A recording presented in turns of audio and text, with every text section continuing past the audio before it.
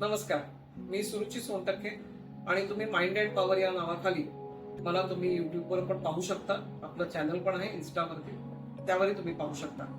एक अशी गोष्ट झाली जी मला असं वाटलं की तुमच्या बरोबर शेअर केली गेली पाहिजे. माझ्याकडे एक अमेरिकेमधून एक कॉल आला आणि त्यांनी सांगितलं की त्यांना स्वामी दिसतात. म्हणजे काय होते नक्की हे समजत नव्हतं. पण तो व्यक्ती जो आहे तो मुलगा असेल, एखाद्या वेळेस 28-30 वर्षाचा असेल आणि त्याने सांगितलं माझ्या खिडकीवरती स्वामींची आकृती येते आणि ती आकृती मी पडताळून पाहिली की ती फक्त एक विशिष्ट वेळेलाच येते. त्याला ते समजेल की हे पॉझिटिव्ह आहे, निगेटिव्ह आहे, काय आहे. म्हणून त्यांनी मला विचारणा केली. ज्यावेळेला आपण मेडिटेशन मध्ये बसतो त्यावेळेला अशा प्रश्नांची उत्तरं आपण काढून घेतो की ते बरोबर आहे की चूक. कारण कित्येक वेळेला काय होतं की लांब बसलेल्या गोष्टी आपल्याला जवळ करून पाहिजे असतात. दुसरी गोष्ट, तिथे आपल्याला पोहोचून ते बघून परत येऊन आपल्या साधनेमध्ये आपल्या त्याच्यातनं उत्तरं काढायची असतात. त्या मुलाने फोटो काढायचा भयंकर प्रयत्न केला, पण त्यांनी मला सांगितलं की सुरुची मावशी हे फोटो येत नाहीयेत काही केल्या, पण ती आकृती जी आहे मी धुवून बघितली. म्हणजे ती काच जी आहे त्यांनी दोन्ही साईडनी धुतली, व्यवस्थित ड्राय केली, परत फडका फिरवला, कागदपत्र म्हणजे न्यूजपेपरही फिरवला, पण तरी देखील ती काही क्लीन होईना. पण ती विशिष्ट वेळेलाच येते आणि ती वेळेला आल्यानंतर परत थोड्या वेळाने ती धुसर होते आणि धुसर गायब होऊन जाते. असं त्यांनी मला वारंवार सांगितलं. आणि त्यावेळेला आम्ही मेडिटेशन केलं होतं. मी आणि माझे जे असोसिएट्स आहेत दोघी जणी, मृदुला आणि मीना, आम्ही बसून त्याच्यावर चर्चा केली की काय होतं, आपल्याला मेडिटेशन मध्ये हा प्रश्न घ्यायला पाहिजे. मग त्या मुलाची डेट ऑफ बर्थ घेतली, नाव घेतलं आणि त्याच्यानंतर त्याची जुळवाजुळव करून आपण कॅल्क्युलेशन पण केलं की ह्याच्या आयुष्यामध्ये ह्याला गुरूंचं दर्शन होणार आहे का, काही संकेत मिळतात आहेत का. कारण की आपल्याला कॅल्क्युलेशन केल्यानंतर आपल्याला कळतं की पुढची येणारी वर्ष कशी असतील. हे तर एक सगळे न्यूमरोलॉजी जे आहेत ते सांगतातच, पण त्यातूनही एक वेगळा भाग आहे. मग लोक मला विचारतात हे तुम्हाला कसं कळतं, हा प्रश्नचिन्ह आहे. पण तो प्रश्नचिन्ह माझ्या गुरुदेवांनी मला ते आशीर्वाद दिल्यामुळे आपल्याला थोडंफार त्यातलं कळतं. तर ह्या मुलाला आम्ही सगळं त्याचा घराचा नंबर घेतला, घर घेतलं, ते फोटो काढून घेतले आणि त्याच्यानंतर आम्ही मेडिटेशनला बसलो. मेडिटेशनला बसल्यानंतर कळलं की स्वामी ऍक्च्युली त्याला दर्शन देतात. काय त्याची म्हणजे महती सांगावी की स्वामींनी त्याला दर्शन दिलं आणि ते दर्शन आम्हाला आमच्या मेडिटेशनद्वारे आम्हालाही लाभलं. ह्याच्यासाठी गुरूंचे धन्यवाद. पण ते दर्शन देताना ते धुसर होत आहेत आणि गायब होत आहेत. मग हे असं सत्र त्याच्या आयुष्यामध्ये 6 ते 7 दिवस चाललं. ते 6 ते 7 दिवसानंतर ते बंद झालं. आम्ही म्हटलं स्वामी काहीतरी संकेत द्यायला आले आहेत, त्याच्यासाठीच आपण मेडिटेशन केलेलो.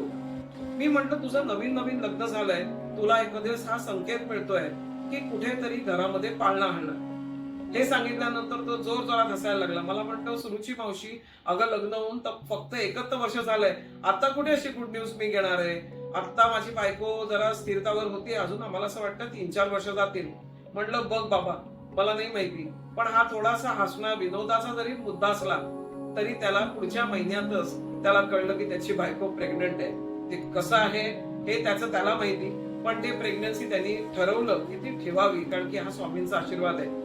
आणि ती ठेवल्यामुळे पुढे त्याचा कार्यभाग चालू झाला.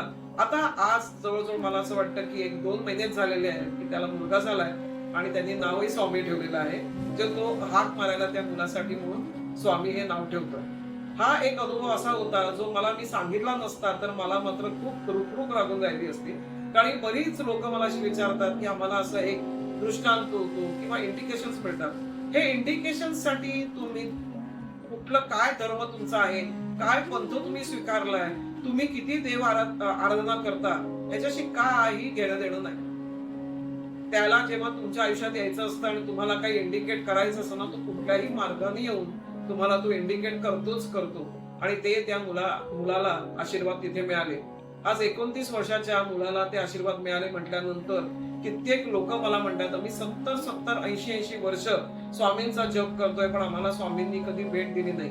पण मला असं वाटतं स्वामींनी तुम्हाला बरेचदा भेट दिली असेल, तुम्हाला ती ओळखता आली नाही. ती ओळखली असती तर तुम्ही तुमच्या डोळ्यातनं अश्रूच्या धारा वाहिल्या असत्या, कारण तुम्ही म्हणाल असत हो मी तिथनं वाचलो. तुम्हाला मी छोटीशी माझाच अनुभव सांगते.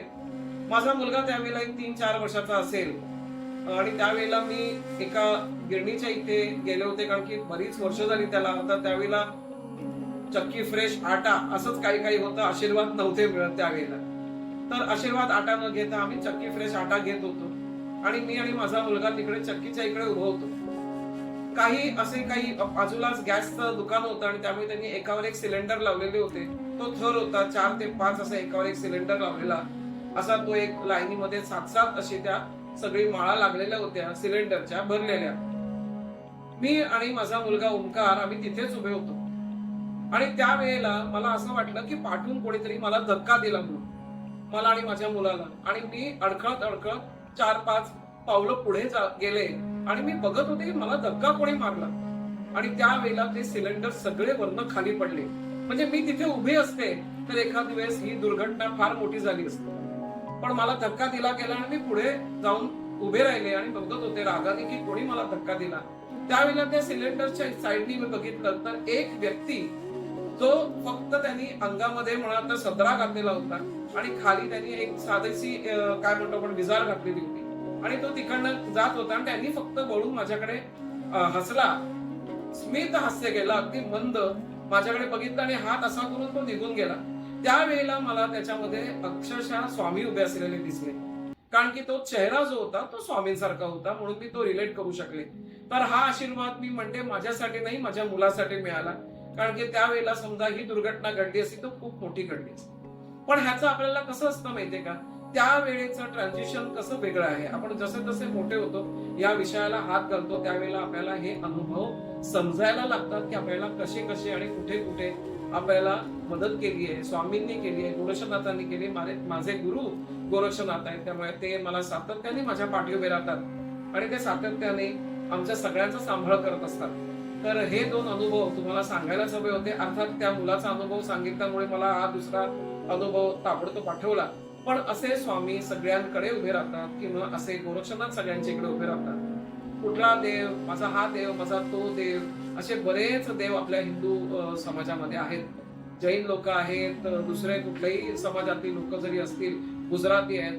पण माझ्याकडे अशी लोक आली आहेत जे गुजराती असून पण सांगतात की आम्ही दत्त महाराजांना फॉलो करतो. तर असं कसं आहे माहितीये का, हे घेवाण देवाण आहे. शक्ती तर एकच आहे, फक्त त्याची रूपं अनेक आहेत. त्यामुळे आपल्याला एक लक्षात घेतला पाहिजे की ज्या ज्या वेळेला आपला असा अनुग्रह आपल्याला घेता येईल त्यांचा अनुग्रह घ्यावा. 14 तास तुमचं काम चालतं, त्या 14 तासात ते अक्षरशः 1 माळ करावी, 15 मिनिटं देवासाठी द्यावेत. आणि देवाचं आपण करणारे एवढे आपण मोठे नाही आहोत, तर देवानी मार्ग दिलाय, तर त्याच्यावर चालून आपण 1 माळ आपली ऊर्जा वाढवण्यासाठी करायचं आहे. त्याचं नाव घेतो आपण, ऊर्जा वाढवून घेतो आणि ती ऊर्जा वाढल्यानंतर आपला पुढचा मार्ग सुखकर होतो. तर ते निश्चित प्रत्येकाने केलं पाहिजे. आणि असे कोणाकडे काही अनुभव असतील तर तुम्ही ते शेअर केले तरी चालतील. तर मला निश्चित पहा, इन्स्टावरती व्हिडिओज माझे येतातच आहेत. तर मला बरेच लोक विचारतात आहेत की हा सब्जेक्ट घ्या, तो सब्जेक्ट घ्या. तर हळूहळू करून मी सगळ्या सब्जेक्ट मध्ये हात घालणारच आहे, कारण की आपल्याकडे अनुभवांचा खजिना खूप आहे. सांगितलेले लोकांनी अनुभव पण खूप आहेत, माझ्या क्लायंट्सचे अनुभव पण खूप आहेत.